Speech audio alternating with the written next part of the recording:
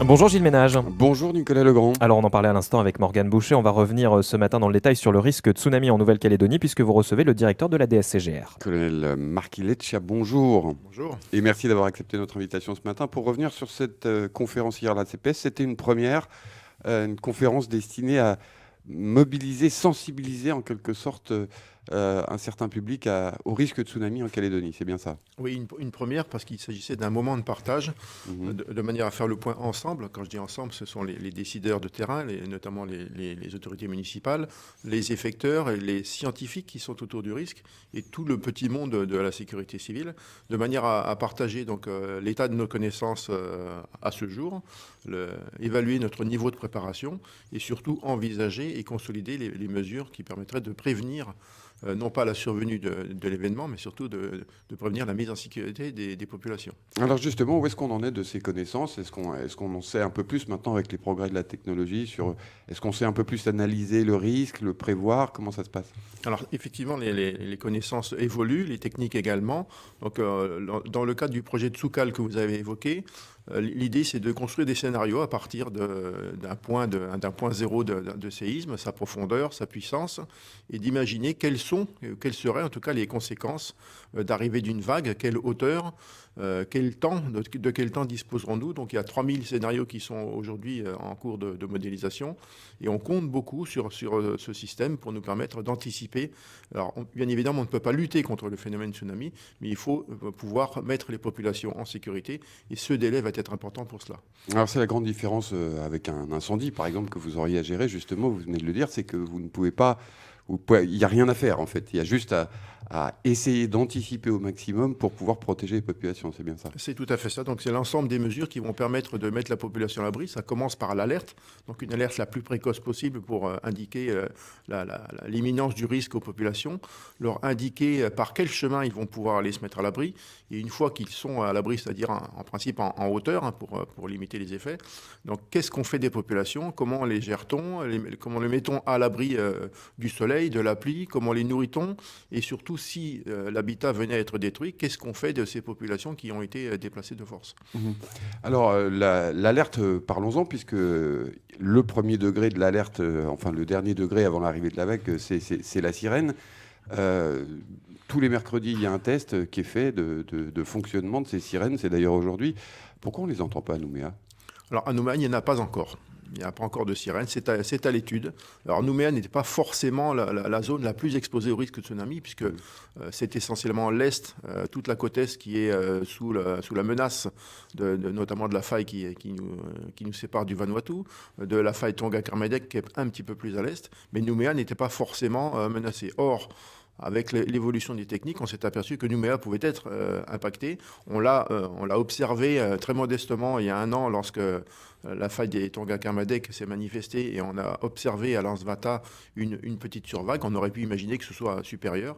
Donc Nouméa a pris la décision, et c'est en cours de réalisation, de se doter de sirènes de manière à entrer dans le grand bal, en tout cas, du dispositif d'alerte. Alors on sait que, on le disait tout à l'heure, les technologies ont beaucoup évolué.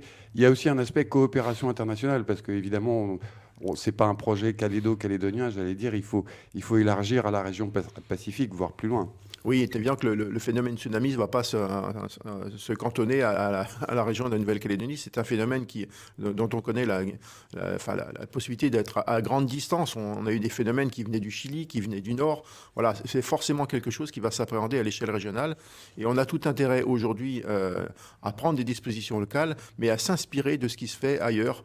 Les méthodes de résilience des populations, il y a des exemples très intéressants à observer dans d'autres pays du Pacifique. Et il y a effectivement tout cela à prendre en compte. Et même au niveau de l'alerte, on sait bien qu'une vague qui va se déplacer dans le Pacifique va probablement passer par d'autres territoires avant d'arriver en Nouvelle-Calédonie.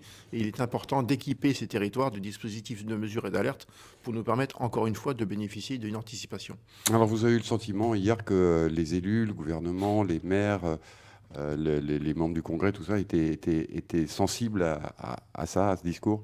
Il y a eu effectivement un vrai intérêt, comme en ont témoigné les questions qui ont été posées. Donc, les gens sont soucieux, les autorités en charge de la sécurité des populations sont véritablement soucieuses de ce phénomène comme des autres, hein. Et c'est pour ça qu'on avait tenu à faire ce moment de partage. Et donc, les questions ont porté sur la mise en sécurité des populations. Ça nous a permis aussi d'actualiser les connaissances liées aux risques. Les scientifiques se sont exprimés. De bonnes questions ont été posées. Et je pense qu'on est dans une dynamique intéressante. Alors les scénarios justement pour mettre à l'abri la population, ils sont évidemment différents en fonction de la géographie des lieux, en fonction du relief côtier. C'est pas la même chose à Ouvéa qu'à Nouméa par exemple. Oui, effectivement, chaque territoire présente ses caractéristiques et ses contraintes en termes d'évacuation. Donc là, on sait que 70% de l'habitat océanien est tourné vers la mer. Donc on ne peut pas dire du jour au lendemain, vous n'habitez plus au bord de l'eau, ça n'a pas de sens. Aujourd'hui, ce qu'il faut prendre, c'est les mesures donc, de sauvegarde, flécher des chemins, aménager des zones et peut-être dès à présent commencer à imaginer des mesures de prévention en termes de construction de manière à limiter l'exposition au risque.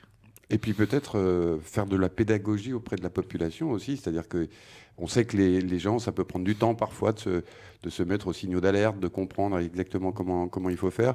Ça doit faire partie de la politique de prévention. Ça fait partie de la politique de prévention. Donc de plus en plus, on essaye de passer des messages dans les écoles, intéresser les plus jeunes. On sait très bien que la plupart des informations arrivent plus vite chez les parents en passant par les enfants. Donc il y a tout un tas de canaux qui permettent de faire passer cette information. Et puis c'est également l'organisation d'exercices, comme bientôt on va en faire un. C'est acculturer en tout cas la population à ce risque, mais comme à bien d'autres. Alors l'exercice, justement, ça va consister en quoi? Ça va se mettre dans le scénario d'une vague qui arrive?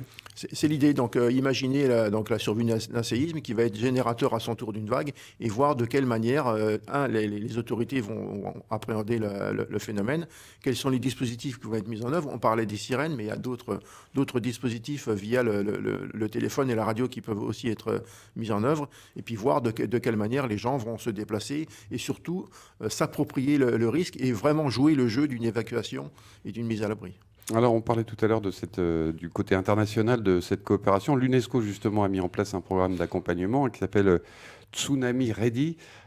Comment ça fonctionne et est-ce qu'on a l'intention, nous, d'y participer, par exemple? Alors c'est ce que j'évoquais tout à l'heure, c'est une sorte de label qui permet de témoigner de la résilience d'une population. Et encore une fois, c'est l'ensemble des mesures qui concourent à alerter les populations, les guider vers un lieu d'abri et les garder sur place dans les meilleures conditions possibles. Est-ce que la Calédonie est particulièrement exposée au risque de tsunami? Oui, je pense que oui, comme la plupart des territoires du Pacifique, on connaît la ceinture de feu, les sources de séisme sont multiples autour de nous. Et on en a même découvert d'autres, puisque le phénomène du volcan à Tonga a révélé qu'on avait encore une potentialité de séisme autre par un tremblement de terre. Donc là, pour le coup, c'était l'explosion d'un volcan. Donc il y a des phénomènes tout autour de nous qui peuvent survenir, parfois inattendus. Donc on est vraiment exposé au risque de tsunami. Tous ces programmes, ça nécessite, on l'imagine, un certain nombre de financements. Est-ce que vous avez senti que le gouvernement et les autorités avaient été déterminés? Alors, elles sont déterminées et je pense que pour obtenir des financements, il faut montrer ce dont on est capable, initier un certain nombre de choses et de manière à attirer les financements. Il est rare qu'on nous donne de l'argent sur une simple bonne intention. Colonel Marquis Leccia, directeur de la sécurité civile, merci beaucoup d'avoir accepté notre invitation ce matin. Merci à vous.